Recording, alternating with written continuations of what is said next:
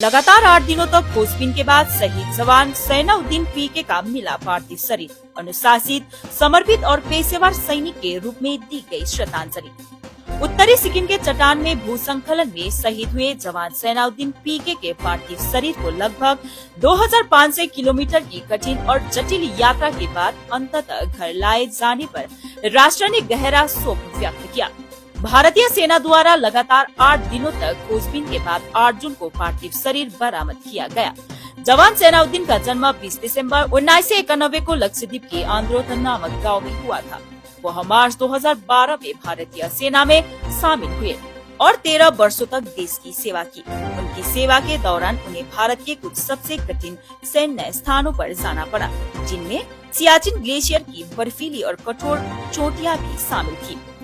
उनके साथी सैनिक और कमांडिंग ऑफिसर उन्हें एक अनुशासित, समर्पित और पेशेवर सैनिक के रूप में याद करते हैं, जिन्होंने हर दिन अपना सर्वश्रेष्ठ दिया। सिपाही सैनाउद्दीन की अंतिम यात्रा शारीरिक और भावनात्मक दोनों थी। उत्तरी सिक्किम के सुदूर और पहाड़ी क्षेत्र से उनके अवशेषों को लक्षद्वीप में उनके पैतृक घर आंद्रोथ ले जाया गया। लगभग 2500 किलोमीटर की यह लंबी यात्रा स्थानीय प्रशासन के समन्वय में भारतीय सेना, भारतीय वायु सेना और भारतीय नौसेना से संयुक्त प्रयास का परिणाम थी।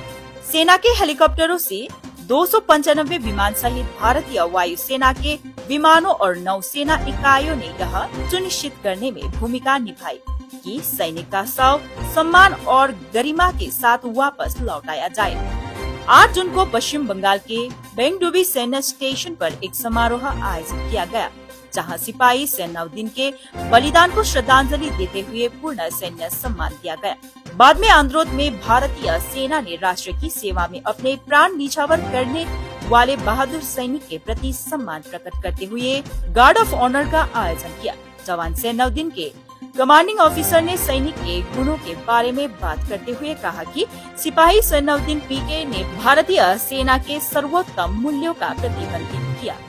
उनका देश के प्रति अटूट समर्पण काबिले तारीफ था, चाहे वह सियाचिन की बर्फीली ऊंचाइयों पर हो या सिक्किम की दुर्गम पहाड़ी पर। उन्होंने साहस और शांति का परिचय दिया, जिससे उनके आसपास के सभी लोग प्रेरित हुए।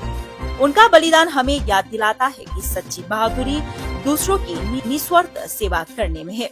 भले ही हम अपने साथी और भारत के बेटों को सलाम करते हैं, जिनकी स्मृति हमेशा हमारा मार्गदर्शन करेगा।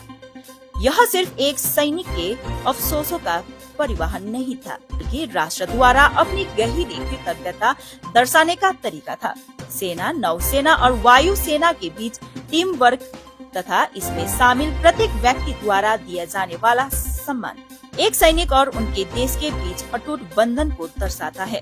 जवान सैनाउद्दीन की घर वापसी की यात्रा भारत द्वारा सम्मान देने के वादों का प्रतीक है, जो इसकी सेवा और सुरक्षा करते हैं।